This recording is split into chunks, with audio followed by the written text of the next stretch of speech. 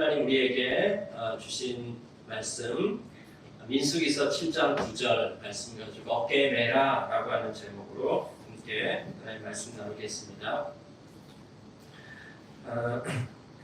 우리가 출애굽 스토리를 함께 나누고 있습니다. 거기 안에 민수기가 있다라고 얘기했습니다. 이 출애굽 스토리가 굉장히 중요한 것은 출애굽 스토리 안에 출애굽 스토리를 이해하면은 성경이 이해되고, 그 다음에 또 출애굽 스토리를 이해하면은 거기 안에서 하나님의 계획이 무엇인지가 보이게 되고, 또 그 안에 우리의 이야기도 있다라고 얘기했습니다. 왜냐하면은 출애굽이라고 하는 이 주제 패턴이 성경 뒤에 계속 나오고 반복돼서 나오고 있기 때문입니다. 하나님께서 왜 이스라엘 백성을 애굽에서 건져내셨는가 하는 것이죠. 왜 그랬을까요? 그리고 그 목적지가 어디일까? 출애굽의 목적지는 가나안 땅이었습니다. 왜 가나안 땅을 주시려고 하실까? 근데 하나님께서 이스라엘 백성들을 이집트에서 건져내셔서 가나안 땅으로 가는데 왜 광야라고 하는 곳으로 인도하셨는가? 곧바로 데리고 가면은 금방 도착했을 텐데 왜 광야를 통해서 가셨는가 하는 것이죠. 그 다음에요, 가나안 땅은 최종 목적지였는가 하는 것이죠. 자, 이것에 대한 대답을 우리가 지난번에 말씀을 통해서 한번 나눴습니다. 하나님은 이스라엘 백성들을 이집트에서 건져내고 광야로 인도하셔가지고 광야에서 너희가 누군지 아느냐? 그 다음에 내가 너희를 통해서 무엇을 하려고 하는지에 대해서 아느냐? 이것을 시내산에서 알려주시옵습니다. 그리고 광야 생활을 통해서 이것이 훈련되도록 그렇게 하셨습니다. 그 다음에는요, 가나안 땅에 들어가서 그 가나안 땅으로부터 시작해서 온 세상을 구원하시려고 하신 것입니다. 자, 이것이 출애굽 스토리의 큰 그림인 것입니다. 이 출애굽 스토리 안에 보면은 구원의 여정이 있는 것을 좀 볼 수 있습니다. 뭐냐면은 애굽에서 가나안 땅으로 가는데 광야를 통해서 간다라고 하는 것이고, 가나안 땅은 출발점이고 결국은 온 세상을 구원하신다라고 하는 것이죠. 우리의 구원의 여정도 이 출애굽의 여정과 마찬가지입니다. 우리가 구원받았습니다. 그 다음에 우리가 누구인지, 우리의 신분과 우리의 정체성과 사명, 이것을 우리들에게 알려주시고 훈련하는 시간들이 있습니다. 그 다음에는요, 이것을 통해서 우리가 있는 그 지역 가운데서 사역하고 또 흘러가기 시작해서 온 열방을 향하도록 하는 것입니다. 이것이 이 구원의 여정입니다. 여러분들은 이 구원의 여정 가운데 어느 지점에 와 있습니까?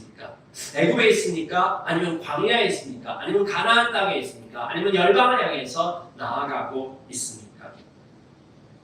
자, 여기에서 우리는 아주 중요한 한 가지 질문을 또 해보려고 합니다. 그건 뭐냐면요, 출애굽한 이스라엘 백성들, 이 출애굽 1세대가 가나안 땅에 들어가지 못하고 2명을 뺀 나머지 모두가 광야에서 죽었다는 것입니다. 왜 이들은 가나안 땅에 들어가지 못했을까? 왜 이들은 광야에서 죽어야만 했는가 하는 것이죠. 이것에 대한 질문이 중요한 건 뭐냐면요, 우리가 저 여정 가운데 있기 때문입니다. 그리고 성경에 보면은 이 질문을 우리만이 하는 것이 아니라 여러 세대에서 이 질문을 했습니다. 다윗 시대 때에 이 질문을 했습니다. 시편 95편을 하면은 이 출애굽 이야기를 하면서 지금 우리가 어디에 위치해 있고 이 출애굽 1세대들 통해서 무엇을 배울 수 있는가에 대해서 시편 95편에서 이야기하고 있습니다. 그 다음에요, 신약 성경을 가보면은 히브리서에 가보면은 히브리서 3장 4장이 또 이 이야기를 하고 있습니다. 히브리서는 아마도 핍박받는 로마 교회에게 보낸 편지인 것 같습니다. 그들이 닥친 여러 가지 문제들이 있었습니다. 그들에게 이 출애굽 1세대들이 왜 실패했는지에 대해서 그들은 또 묻기 시작합니다. 그리고 그것에 대한 답을 이야기하고 있습니다. 오늘도 똑같이 이 질문을 좀 하고 싶습니다. 앞으로 몇 주 동안은 이 질문에 대한 대답을 좀 하기 원합니다. 광야 가운데 이것에 대해서 이들을 통해서 배우지 못한다면 우리도 마찬가지로 이 구원의 여정 가운데서 광야에서 살다가 죽을 것입니다. 거기 빠져나오지 못하게 될 수도 있습니다. 자, 이 민수기서를 보면 민수기서는 두 부분으로 나뉘어져 있습니다. 민수기 1장부터 21장까지는 출애굽 1세대들입니다. 이제 애굽에서 나왔을 때 하나님하고 언약을 맺었는데 그 언약의 대상자들이 누구냐면 20살 이상의 남자들입니다. 이들이 출애굽 1세대라고 이야기할 수 있습니다. 약 60만 정도였습니다. 이들에 대한 이야기가 민수기 1장부터 21장까지의 내용입니다. 그리고 2세대들, 1세대들이 광야에서 이제 다 죽고 그러니까 인구조사할 때 20살 이상 되었던 남자들 그들이 다 죽었습니다. 2명 빼놓고요. 여호수아하고 갈렙인 것이죠. 그들을 빼놓고 이제 2세대들이 일어났습니다. 그 2세대들에 대한 내용이 민수기 22장부터 36장까지에 대한 내용입니다. 자, 우리가 보려고 하는 것은 출애굽 1세대가 왜 실패했는가에 대한 것입니다. 출애굽 1세대에 대한 내용, 민수기 1장부터 21장까지의 내용을 볼 텐데요. 이 출애굽 1세대가 시내산에서 OT를 마치고 난 다음에 이제 출발하잖아요. 그 출발해서 40년 동안의 스토리는 민수기 11장부터 21장까지 있습니다. 그렇게 내용이 이렇게 많지는 않습니다. 자, 여기에 민수기 11장부터 21장까지 그들이 광야에서 어떤 일이 있었는가, 어떤 이슈가 있었고 어떤 문제가 생겼는가 단순하게 몇 가지입니다. 그 중에 하나가 음식 문제입니다. 먹는 문제. 먹고 마시는 문제. 이게 되게 중요한 문제였고 이 문제로 인해서 불평불만하는 사건이 생겼습니다. 두 번째는요, 가나안 땅을 정탐하고 난 다음에 이걸 정복하느냐 못하느냐 이 문제가 생겼고요. 그 다음에 세 번째는 반역이 일어났습니다. 고라라고 하는 사람이 일으킨 반역, 그리고 그것을 해결하는 내용들, 이게 민수기 16장부터 19장까지의 내용입니다. 자, 시내산에서 출발해가지고 광야 38년 동안 일어났던 사건을 딱 한 가지 꽂으라고 한다면 이 반역 사건입니다. 그런데 이런 음식 문제, 그 다음에 가나안 땅을 정복하는 문제, 그 다음에 고라의 반역 사건, 이런 문제를 딱 한마디로 간추려서 얘기한다면 불편함입니다. 불편함. 출애굽 1세대가 광야에서 생활하는 게 너무 불편했어요. 불편해가지고 불평을 했습니다. 자, 이집트의 생활은 편했다는 거예요. 이집트에서는 그 나일강이 흐르고 있고 거기 먹을 것도 많고 이집트는 편했다라고 하는 거예요. 편했는데 광야는 불편하다라고 하는 것입니다. 이 편하다라고 하는 말이 뭘까요? 편하다라고 하는 말.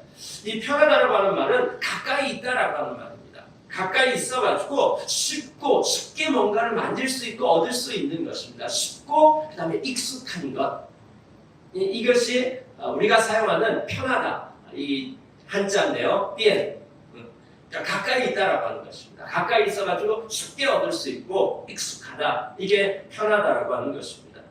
자, 이들이 애굽에서 이집트에서 생활하는데 80년 동안 노예로 살았습니다. 그리고 그보다 몇백 년 더 이제 이집트 생활을 했었고요. 그러니까 이집트에서 살아가는 것들 이미 습관이 들었습니다. 80년 동안 노예 생활을 했지만은 그럼에도 불구하고 이집트에서 사는 것이 익숙해졌던 것입니다. 그래서 이집트는 편했는데 자, 그 불편함이 이제 광야 생활 1년 정도 시내산에서 OT할 때까지 굉장히 좋았습니다. 근데 거기서부터 이제 드디어 이 가나안 땅을 향해서 출발해 가는데 거기에서부터 불평이 쌓여져 가기 시작하는 겁니다. 뭐부터 시작할까요? 먹는 것부터 시작하는 것입니다. 먹는 것.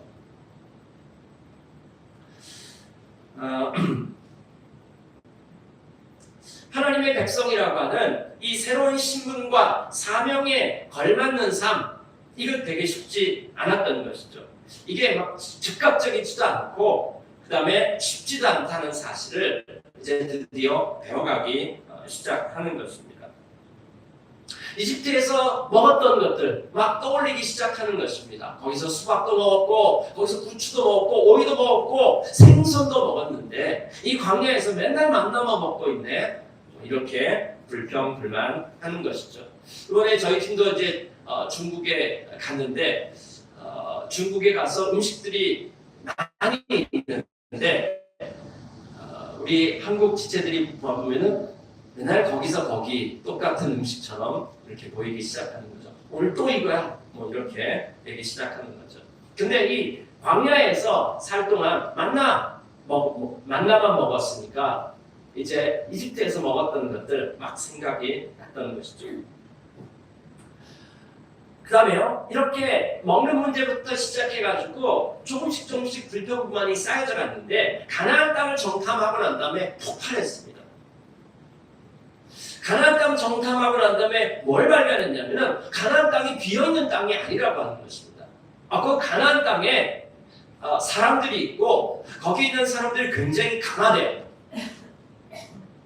그래서 갔다 왔던 사람들이 보고하는 것입니다. 그들은 거인이고 우리 메뚜기 같고 우리는 절대로 이길 수 없다. 뭐 이런 얘기를 하니까 이스라엘 백성들이 이것에 대해서 반응하는 것입니다. 이걸 지금 우리 보러 하라고? 미쳤네 미쳤어. 이렇게 반응하는 것입니다. 모세 안녕. 응? 가려면 너 혼자 가. 우리는 이집트로 돌아가겠다. 이렇게 반응을 한 것입니다. 그 다음에요, 고라의 반역 사건이 일어났다고 그랬죠. 고라의 반역 사건 16장부터 19장까지의 고라의 반역 사건이 있는데 이 고라라고 하는 사람이 어떤 사람이냐면은 고라는 레위인으로 고핫 자손이었습니다. 자, 간단하게 얘기하면요, 모세하고 아론의 사촌이었습니다. 사촌지간이었어요. 하나님께서 선택한 이 12지파 가운데 하나님께서 선택한 지파가 레위 지파였고 이 레위 지파는 특별히 선택되어져서 하나님의 일을 하는 것으로 이렇게 사명을 준 지파입니다. 그 가운데 고라라고 하는 사람이 있었습니다. 레위 지파 사람입니다. 근데 그가 왜 반역을 일으켰을까요? 레위 지파 가운데 특별하게 아론의 자손, 아론의 후손들, 하나님께서 아론을 택해가지고 아론만 제사장으로 삼았습니다. 그러니까 레위인하고 제사장의 차이가 뭐냐면은 레위 지파, 그러니까 제사장을 뺀 모든 레위 사람들은 레위 지파 사람입니다. 그래서 레위인이라고 부르는 것입니다. 그 다음에 레위 지파 중에서 아론을 하나님께서 대제사장으로 삼았고 아론의 아들들, 그 다음에 아론의 자손들을 제사장이라고 불렀습니다. 자, 이 고라는 레위 지파였습니다. 그러나 제사장은 아니었습니다. 근데 이 고라가 아론한테 이야기하는 것입니다. 야, 모세하고 아론, 니네 둘이 다 해먹고 있냐? 응? 나도 잘할 수 있어. 나도 제사장이 될 수 있어. 그러면서 반역을 일으키면서 제사장직을 요구한 것입니다. 왜 이렇게 했을까요? 왜 이런 반역을 했을까요? 뿐만 아니라 고라는 자기 자신뿐만 아니라 그 옆에 있는 지파 사람들에게도 영향을 미쳐가지고 대대적인 반역을 일으켰던 것입니다.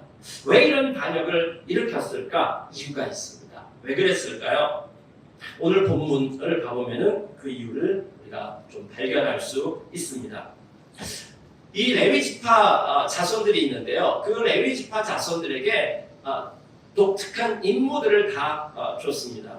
세 가문이 있었는데 게르손 가문, 그 다음에 무라리 가문, 그 다음에 고핫 가문, 이렇게 세 가문이 있었습니다. 세 가문이 있었는데 특별히 고핫 가문, 고라가 속해져 있는 고핫 가문에게는 특별한 임무를 줬습니다. 우리 한번 읽어볼까요?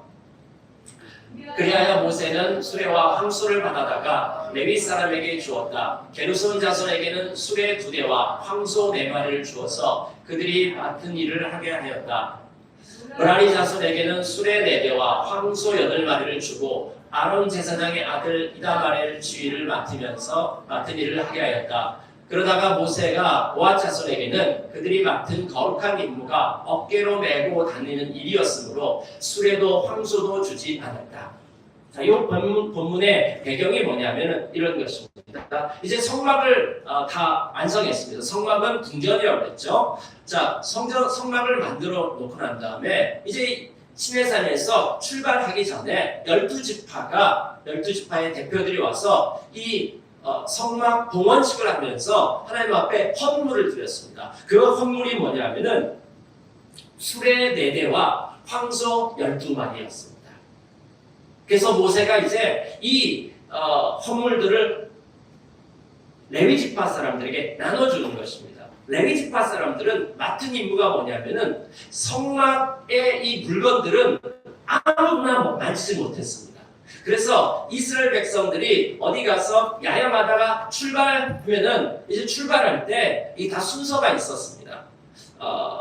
그리고 이제 멈췄으면은 또 거기에 텐트를 치고 이런 일을 해야 됐는데 이 레위 지파 사람들이 텐트를 거두는 거, 그 다음에 텐트를 운반하는 거, 그 다음에 어디 도착하면은 텐트를 치는 거, 이게 레위 사람들이 맡았던 일입니다. 그리고 이 세 가문이 있었는데 각 가문마다 임무를 줬는데 고핫 자손한테만 수레로 옮기지 말아라 라고 이야기를 한 것입니다. 자, 그래서 게르손 자손한테는 수레 2대와 황소 4마리를 줬고요. 무라리 자손한테는 수레 4대와 황소 8마리를 줬습니다. 그래서 고핫 자손한테는 안 줬어요. 여러분 이렇게 했으면 서운해요, 안 서운해요? 네, 서운하겠죠. 네. 왜 우리는 안 주는 거야? 그러면서 고핫 자손한테는 너네는 어깨로 메고 가야 돼 라고 이야기했습니다. 왜 어깨로 메고 가야 됐을까요? 가벼운 거니까 그렇게 시켰을까요? 자, 이들이 어깨로 메고 가야 되는 것들은 뭐냐면요. 어깨로 메고 가야 되는 것들은 지성소와 성소 안에 있는 물건들입니다. 그 성막에 보면은 3분의 2가 앞쪽에 3분의 2가 성소, 거룩한 곳이고요. 그 3분의 1 뒤쪽이 지성소입니다. 지성소에는 뭐가 있냐면은 법궤가 있습니다. 여러분들이 보시는 밑에 거, 오른쪽에 거, 저게 법궤입니다. 법궤는 뭐에 대한 상징이냐면 하나님의 보좌에 대한 상징입니다. 하나님의 보좌, 하나님의 통치권. 지성소에는 하나님이 계시고요. 그 다음에 성소 안에는 3가지의 물건이 있습니다. 3가지의 물건이 있는데 여기 2가지밖에 없네요. 네. 하나는 이 등대고요. 그 다음에 또 하나는 떡상이 있습니다. 저 떡상에 보면은 12개의 떡이 올려져 있는데 이건 12지파를 의미하는 것입니다. 그 다음에 분향단이 있었습니다. 이 3가지의 물건이 있었습니다. 그러니까 이 4가지의 물건, 성소와 지성소 안에 있는 이 4가지의 물건은 수레로 못 움직여요. 이거를 운반하는 사람이 고핫지파 사람이고 고라가 이걸 맡은 것입니다. 그러니까 고라는 어깨에 메고, 이 고라의 자손들은 이걸 어깨에 메고 운반해야 되는 거예요. 다른 레위인들은 전부 다 수레에 싣고 황소가 끌고 가는 거예요. 왜 이렇게 했을까요? 왜 하나님은 요거는 어깨에 메고 가라고 이야기했을까요? 아까 얘기했던 것처럼 지성소의 법궤는 하나님의 보좌를 상징하고 그 다음에 성소의 물건들은 하나님 앞에 있는 이스라엘 백성들, 하나님 나라 백성들의 삶을 상징하는 것입니다. 자, 그러니까 저게 상징이에요. 상징인데 하나님 앞에 이스라엘 백성들이 있는 것, 회막이라고 하는 것은 만남의 장소라고 하는 것이죠. 왕을 만나는 것입니다. 왕이 있고요. 그 왕의 통치를 받는 이스라엘 백성들의 삶이 있는 것입니다. 그 이스라엘 백성들은 너희는 이렇게 살아라고 하는 상징 물건을 주시는 것입니다. 그 상징 물건이 뭐냐면요, 떡상인 것입니다. 너희들은 다른 것으로 살아가는 것이 아니라 하나님 말씀을 먹음으로 말씀으로 12지파 공동체를 이루는 자들이다. 그 다음에 그것으로 말미암아서 빛을 내는 등잔대와 같은 삶을 산다. 그리고 너희들은 하나님 앞에 나와서 하나님 찾고 하나님 앞에 기도하는 것으로 살아가는 자들이다. 이것이 하나님 나라 백성의 삶이다 라고 하는 것을 나타내주는 것입니다. 여러분, 이건 자동이 안 돼요. 하나님과의 관계, 그 다음에 이스라엘 백성들의 이 관계, 삶, 이건 절대로 자동이 될 수가 없습니다. 이거는 대체할 수 없습니다. 다른 것으로 옮길 수도 없습니다. 이건 반드시 하나님 나라 백성의 삶, 하나님을 예배하고 하나님을 따라가는 삶, 하나님 백성의 정체성과 사명을 이루는 그 삶, 이건 대체 불가능합니다. 다른 누가 옮길 수 없습니다. 반드시 이거는 하나님과의 관계 가운데서 어깨에 맨다라고 하는 것은 이건 자기가 직접 해야 되는 것입니다. 땀과 눈물과 수고와 그 다음에 순종을 통해서 몸에 배어야 돼요. 여러분들 하나님하고 기도하는 것, 하나님 말씀에 순종하는 것, 이거 누가 대체하는 것입니다. 대체할 수 없습니다. 대체 불가능의 삶이 있습니다. 여러분, 엄마와 아빠의 삶, 부모로서의 삶, 누가 대체 가능한 것입니까? 대체 불가능합니다. 자녀의 삶, 아내와 남편의 삶, 대체 불가능합니다. 세상에 유일한 것입니다. 이 대체 불가능한 것들이 있습니다. 하나님 나라의 백성의 삶, 대체 불가능합니다. 이거는 어떻게 자동으로 할 수가 없는 것입니다. 고난은 지금 이게 짜증나는 것입니다. 왜 이걸 우리한테만 하라는 거야? 라고 따지는 것입니다. 자, 근데 이거는 고라에게만 해당되는 것이 아니라 사실은 이스라엘 백성들 전체에게 해당되는 것이었습니다. 이집트에서 자기 마음대로 살던 삶, 근데 이제 하나님의 백성이 되어서 하나님 말씀을 쫓아가는 그 삶, 자는 것부터 시작해가지고 먹는 것, 일상의 삶 가운데서 이제 하나님하고 관계가 시작되어가지고 살아가는 이 새로운 삶, 이게 불편했습니다. 이건 반드시 한 발자국 경험하면서 터득하고 하나님과의 관계 가운데서 하나님을 만나고 이렇게 배워가야 되는 것들입니다. 근데 이게 불편했습니다. 내 마음대로 살겠다라고 하는 것입니다. 그래서 광야에서 살다가 죽었습니다. 그래서 가나안 땅 들어가지 못했고요. 그래서 하나님 나라를 경험하지 못했고요. 그래서 하나님 나라를 닮은 그 공동체가 되지 못했습니다. 광야의 늪에 살다가 죽어갔습니다. 최근에 이런 책이 한 권 나왔습니다. 편안함에 대한 습격. 마이클 이스트라고 하는 이 교수가 이 시대를 편안함에게 습격당한 시대라고 그렇게 이야기하는 것입니다. 이게 9월 달에 나온 신간입니다. 우리가 살고 있는 이 시대는 어느 때보다도 편안하고 안전하고 풍요로운 환경 가운데 살고 있다라고 하는 것입니다. 모든 실내는 완벽한 온도에 의해서 조절이 되고 있습니다. 밖에 엄청나게 덥지만은 실내 안에는 에어컨 틀어가지고 공기가 조절이 되는 것입니다. 배고픔을 느낄 새 없이 주변에 먹을 것이 아주 풍족합니다. 현대의학의 발달로 기대 수명은 늘어났고 생존을 위협할 만한 도전들이 딱히 많이 있지 않습니다. 도시화되고 우리들의 삶은 점점 더 편리함과 편안함을 향해서 나아가고 있습니다. 그것을 만들어주는 이 기술 문명들, 스마트폰이 만들어주고, 그 다음에 리모컨으로, 그 다음에 그것도 복잡하지 않아요. 원터치로 할 수 있도록 하고, 그리고 택배 문화가 발달돼가지고 내가 원하는 것들, 그거를 얼마든지 살 수 있고요.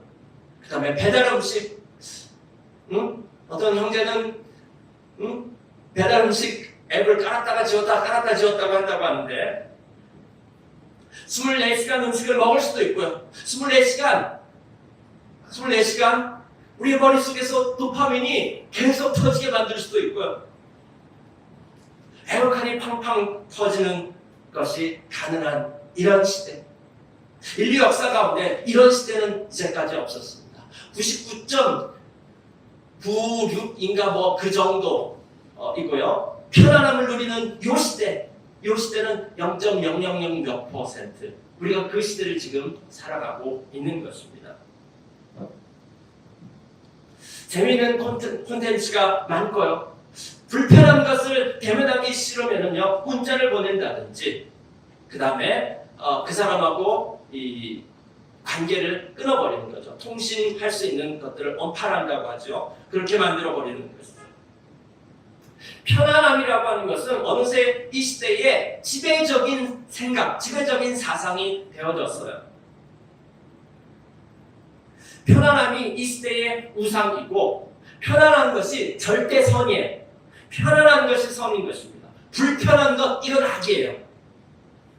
불편한 것, 이건 불행이고, 불편한 것은 실패고, 그 다음에 모든 불편한 것을 제거하라고 명령하고 있습니다. 지루함과 어색함과 재미없음과 긴장과 힘듦과 어려운 거 다 제거하라.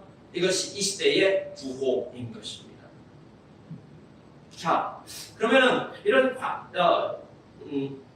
과잉 편안함, 그러니까 편안한 건 어쩔 수 없어요. 우리는 인간들은 모두 다 뭔가 본능적으로 편안한 것을 추구합니다. 근데 과잉 편안함, 그것이 우리에게 건강과 행복을 가져다 줄까요? 이 책이 얘기해 주는 것은 아니라고 하는 것입니다. 이 편안함을 추구했는데 이 편안함이 가져다 주는 것은 뭐냐면은 비만과 우울과 무기력과 불안과 주의력 상실과 외로움과 만성질환, 분노, 불만이라고 하는 것입니다. 그래서 이 책은 우리에게 뭐라고 얘기했냐면요, 우리는 편안함의 감옥 속에 갇혀 있다라고 이야기합니다. 근데 이 편안함은요, 어떠냐면 오늘의 편안함은 내일의 불편함이 됩니다. 오늘 편했던 건요, 내일도 편할까요? 내일 되면 벌써 불편한 것이 되버립니다. 왜요? 우리는 편안함을 맛봤기 때문에 더 편한 것을 찾게 되어져 있습니다. 여러분, 이 시대가 바로 출애굽 1세대입니다. 편안함이라고 하는 이 광야의 늪에 푹 빠져 있는 것입니다. 이 편안함의 늪에서 헤어나오질 못하는 것입니다. 가나안 땅으로 못 들어가요. 하나님 나라를 경험하고 하나님 나라를 흘려보내고 하나님의 계획을 따라 살아가는 이 삶이 우리 가운데 작동이 안 돼요. 이 출애굽 1세대들이 왜 광야에서 이렇게 살 수밖에 없었을까요? 그걸 통해서 우리가 배워야 될 것입니다. 자, 이 저자는 자기도 중독에 걸렸던 사람이에요. 모든 관계도 깨졌었고 중독에 걸렸다가 그러다가 33일 동안 알래스카라고 하는 곳에 가서 아무것도 없는 곳에서 불편함을 추구하는 삶을 살면서 33일 만에 이 사람이 되살아나는, 회복되는 이야기를 한 것이 바로 이 편안함의 습격이라고 하는 책입니다. 어쩌면 간증 같은 책입니다. 기독교는 아니지만은 간증 같은 그런 책입니다. 여기에서 저자는 뭐라고 했냐면은 불편함을 추구하라라고 이야기하고 있습니다. 그래서 이 책을 여러분이 꼭 사서 읽어야 될 필요 없습니다. 제가 대충 얘기해 드릴게요. 1부부터 5부까지 제목만 얘기한다면은 아주 힘들어야 한다. 그러나 죽지 않아야 한다. 죽지 않을 정도로 힘듦이 필요하다. 2부는 따분함을 즐겨라. 3부는 배고픔을 느껴라. 4부는 매일 죽음을 생각하라. 5부는 짐을 날라라. 이런 내용입니다. 이런 내용. 불편함을 추구하는 것이 이 편안함의 늪으로부터 나올 수 있는 길이다라고 얘기합니다. 여러분, 영국에 가면은 영국에 아주 유명한 것들이 많은데 그 영국의 유명한 것 가운데 하나가 이 택시라고 합니다. 이 택시가 있는데 택시가 여러 종류가 있는데요. 그 중에 중요한 게 뭐냐면 블랙캡입니다. 이 까만 차 있죠. 저 택시입니다. 저 택시 기사가 되는 것이 세상에서 영국의 택시 기사가 되는 것이 제일 힘든다라고 합니다. 아주 어려운 시험을 통과해야 되기 때문입니다. 필기가 있고요, 면접 시험이 있고 실기 시험이 있습니다. 이걸 준비하기 위해서는 런던에 있는 25,000개의 거리를 다 외워야 된다고 합니다. 25,000개의 거리. 거기에 광장, 새로 생긴 상점, 건물, 순서, 공사 구간 이 모든 다 암기해야 됩니다. 그리고 시험 볼 때는 300여 개의 주로 그 경로 어디에서 출발해서 어디까지 가는데 어떻게 하면은 가장 가깝게 갈 수 있는지 이런 것들을 다 외우고 시험 볼 때 그것을 질문한다라고 합니다. 자, 이것을 준비하기 위해서 런던 택시스쿨 학생들은 3년 내지 4년 동안 시험을 준비한다고 합니다. 365일 스쿠터를 타고 런던 곳곳에 365일 10시간, 하루 10시간 동안 곳곳을 다니면서 길을 익힌다라고 합니다. 교통사고를 숙지합니다. 절대로 GPS라든지 핸드폰을 사용할 수 없다고 합니다. 이렇게 해서 3년 내지 4년 정도 준비해가지고 시험 보면 합격률이 50% 정도밖에 되지 않는다라고 합니다. 이렇게 택시기사가 되면은 연봉 1억이 넘고요. 주어지는 혜택은 엄청납니다. 과학자들이 비교를 해봤대요. 런던 택시기사들하고 버스기사들은 노선버스잖아요. 노선 맨날 다니는 데 가잖아요. 노선 버스 기사들하고 택시기사들하고 이 뇌에 대한 해마, 기억력과 그다음에 학습에 대한 것을 이 해마라고 하는 것이 장관하는데 이 해마가 어떻게 발달되었는가를 두 택시기사가 되고 난 다음에 또 버스기사가 되고 난 다음에 몇 년 동안 추적을 해가지고 점검을 받는데 택시기사가 월등하게 높아졌다고 합니다. 자, 우리 교회가 민수기 우리 중경에 다녀왔습니다. 이곳에 가서 날씨 엄청 더웠습니다. 40도가 넘는 날씨들도 있었습니다. 그 다음에 언어 잘 안 통하죠. 우리 중국 친구들도 가서 언어 문제 없을 것 같은데 더 시골을 갔더니만은 거기에 있는 사람들이 사투리를 사용하는 거예요. 사투리 못 알아듣습니다.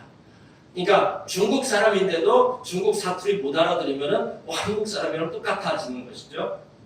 그 다음에 낯선 곳이죠. 이 중경이라고 하는 것에 다들 처음 갔습니다. 우리 중국 지체들도 중국에 다 처음 갔습니다. 중국은 나라가 넓기 때문에 도시하고 도시의 문화가 굉장히 많이 다르거든요. 그러니까 마치 외국에 간 것과 마찬가지일 수 있습니다. 또 거기에서도 비슷한 부분들도 있습니다. 중경이 굉장히 발달되어졌기 때문에 그래서 가가지고 호텔에서 자기 뭐 마시고 싶은 거 있으면 호텔에서 시키면요 하나씩 맨날 옵니다. 우리 한지체는 밤이고 낮이고 맨날 음식 주문해가지고 엄청나게 먹더라고요. 자, 이런 곳에 갔는데 여기에서 우리 지체들 오늘 함께 나눌 때 뭐가 기억에 남고 뭘 나눴나요? 편하고 쉽고 즐거웠던 내용들 거의 안 나누잖아요. 어디에서 나누냐면은 이틀 동안 간 낯선 곳 이들을 갖다가 보냈거든요. 익숙한 곳을 떠나서 거기에 들어가라고 얘기했거든요. 갔더니만은 예상치 못한 일들이 많이 생겼습니다. 뭔가를 예측할 수가 없었습니다. 가봤더니만 사람이 없어요. 아니 이렇게 세계 최고 사람이 많은 도시인데 조금만 시골로 들어갔더니만은 사람이 없는 것입니다. 자, 이럴 때 어떻게 할까? 자, 이때 핸드폰을 쓰지 않고 하나님만 의존하기로 하나님만 따라가기로, 불편함을 감수하기로 그렇게 작정하고 시작을 한 것입니다. 보내놓고 저도 걱정이 많았습니다. 이걸 제대로 할까? 이 더위에 40도에 거리를 다니면서 이걸 어떻게 할까? 걱정이 많았습니다. 그런데 이제 하나님만 의존하기로 결단하면서 가기 시작했는데 생각지 않은 일들이 일어나기 시작하는 것이죠. 아무도 없어가지고 다시 돌아온 팀이 있습니다. 다시 돌아오는데 그 돌아오는 버스에서 한 사람을 만나게 된 것이죠. 그래서 기도했답니다. 하나님, 이런 사람 좀 붙여주십시오. 한국을 좋아하고, 그 시골에 그 마을 이름이 장수마을입니다. 장수마을. 마을 이름 보면 벌써 알겠죠. 네.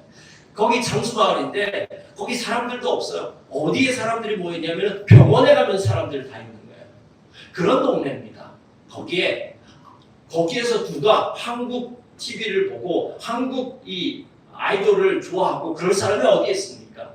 근데 왜 그렇게 기도했는지 모르겠는데 그렇게 기도했는데 젊은 사람이 딱 나타나는 것입니다. 근데 한국을 너무 좋아하는 것입니다.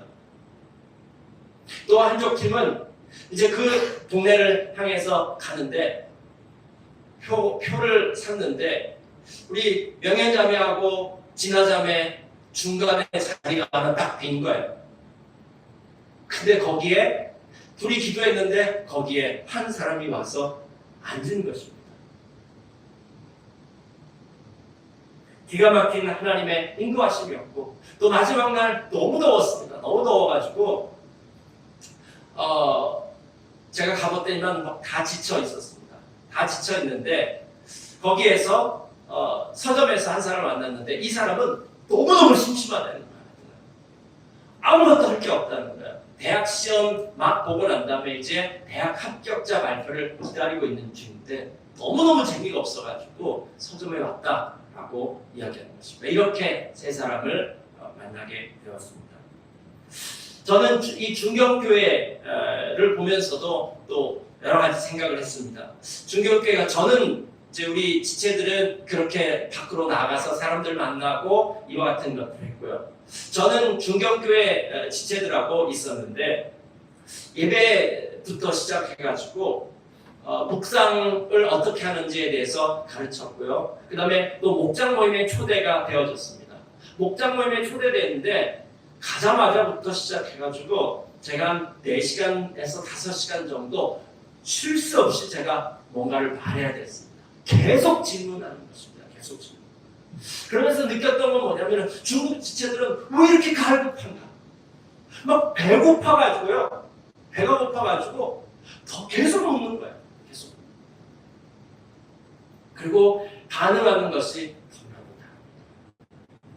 마지막 날 비행기 타고 오기 전에 몇 시간 전인데 그 모임은 이제 제가 못 참석하겠다라고 얘기하는데 그 모임에 목자 자매가 막 울려고 하는 거예요.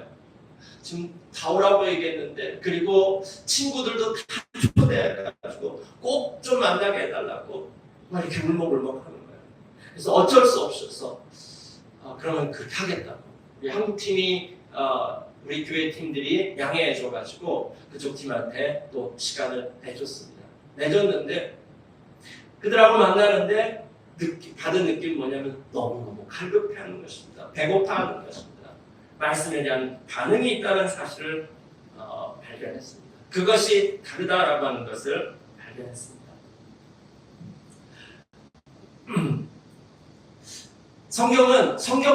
성경의 좀 처방은 무엇일까요? 이 편리함의 습격 여기로부터 어떻게 나올 수 있을까요? 성경의 처방은 편리함을 추구하지도 불편함을 추구하지도 않습니다. 성경에 쉼과 안식과 평안과 위로와 샬롬 이런 단어들이 나오고 있습니다. 편안한다라고 하는 것 그것 자체가 문제가 되지는 않습니다. 하지만 성경이 말하는 편안함 그러니까 쉼과 안식과 평안과 평강, 위로, 샬롬 이와 같은 단어들은 아무것도 안 하는 그냥 육체적인 안락함이라고 하는 개념은 이 안에 단 하나도 들어가 있지 않습니다. 성경의 개념은 하나님과의 바른 관계, 하나님 목적대, 창조 목적대로 살아가는 것을 쉼이라고 얘기하는 것입니다. 여러분, 휴가 갔다 온다고 해서 우리 가운데 이 평안이라고 하는 것이 자동적으로 생기지는 않습니다. 성경이 말하는 평안이라고 하는 것은 하나님 말씀대로 순종하는 것에 있습니다. 하나님과의 바른 관계 가운데 있었을 때 어떤 환경 가운데 있을지라도 평안한 것이죠. 그러나 하나님과의 바른 관계 가운데 있지 않다라고 한다면, 그래서 하나님의 창조 목적을 따라서 내 마음대로 살아가는 삶이 있다라고 한다면, 가장 편안하다라고 하는 그곳에 있을지라도 편안함이 우리를 습격해 오는데 결국 생긴 건 뭐예요? 불편한 삶인 것입니다. 그래서 사람들은 이제 시간을 내가지고 돈을 투자해가지고 불편한 것들을 찾아가는 휴가를 하기 시작하는 것이죠.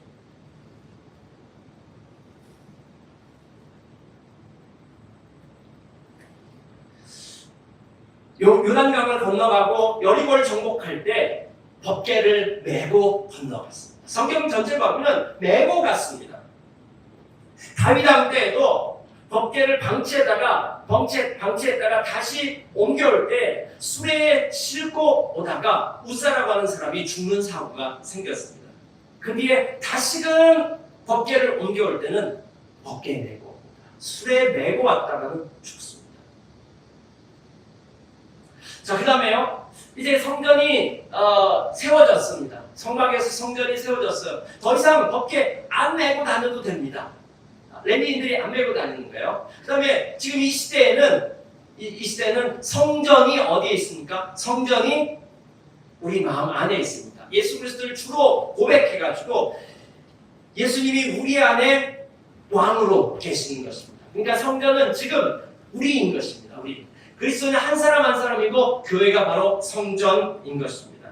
자, 이때 우리가 법궤를 메고 간다라고 하는 것, 그건 뭔 의미일까요? 똑같습니다. 법궤를 맨다라고 하는 것은 하나님의 왕되심을 인정하고 하나님 나라의 백성의 정체성과 사명대로 순종하며 살아가는 삶인 것입니다. 이것이 메고 가는 삶인 것입니다. 자, 예수님은 이렇게 얘기했습니다. 우리 다 같이 한번 읽어볼까요? 수고하고 무거운 짐을 진 사람은 모두 내게로 오너라. 내가 너희를 쉬게 하겠다.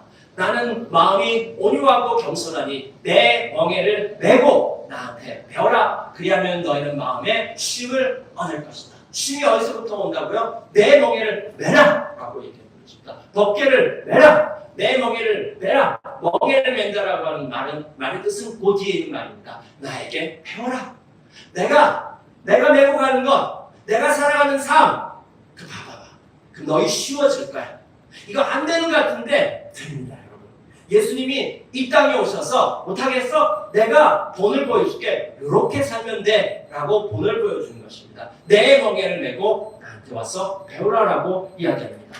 그 다음에 또 뭐라고 얘기합니까? 예수님이 어떻게 하셨습니까? 날마다 자기 십자가를 지고 나를 쫓을 것이다. 십자가를 메고 십자가를 지고 나를 쫓을 것이다. 내 마음대로 살아가는 그 삶의 습관, 패턴. 그래서 우리는 계속해서 편안함 내 위주. 지금은 안 만나고 싶고 내 마음대로 살아가는 그 삶. 그거 그대로 하면요, 여러분의 삶은 불편해지고 여러분은 광야 가운데서 나오지 못합니다. 계속 그 안에 빠져 살 것입니다. 그러나 그거 내려놓고 멍에를 매기 시작하고 그 다음에 십자가를 지기 시작하는 그 삶을 살아갈 때 불편한 것 같아요. 힘든 것 같아요. 안 될 것 같아요. 그러나 그렇게 멍에를 쥐고 가기 시작할 때 거기에 쉼이 있고 거기에 부활이 있고 거기에 새로운 창조가 있습니다. 새롭게 벗겨지는 일들이 일어나기 시작하는 것입니다. 여러분, 출애굽 1세대처럼 광야에서 죽을 것입니까? 그 늪에 빠져 있을 것입니까? 아니면은 메고 가기 시작해가지고 이제 영적인 근육이 생기기 시작하고 여러분을 통해서 하나님 나라가 작동되어지고 여러분을 통해서 하나님 나라가 흘러가는 그 삶을 살겠습니까? 출애굽 2세대들은 그 삶을 살았습니다. 다윗은 그 삶을 살았습니다. 복음서의 제자들은 늪에 빠진 삶을 산 것 같은데 사도행전의 제자들은 그 삶을 살았습니다. 이것은 불가능한 것이 아닙니다. 지금 이 시대도 마찬가지입니다. 요즘에 바디 프로필 찍는 게 되게 유행입니다. 우리 바디 프로필도 찍으려면 찍으십시오. 여러분 도전하십시오. 불편함을 자극하십시오. 그러나 그것뿐만이 아니라 우리 교회 스프를 좀 찍었으면 좋겠습니다. 스프는 뭘까요? 스피릿 프로필입니다. 영적인 프로필입니다.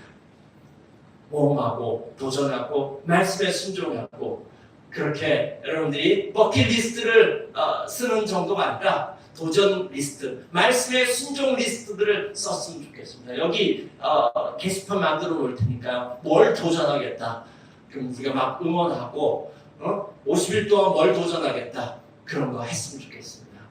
거기에 대한 여러분들이 간증들이 생겨났으면 좋겠습니다. 멋지게 여러분들이 어깨에 메고 하나님 나라의 삶을 사셨으면 좋겠습니다. 가능합니다. 함께 기도하시겠습니다.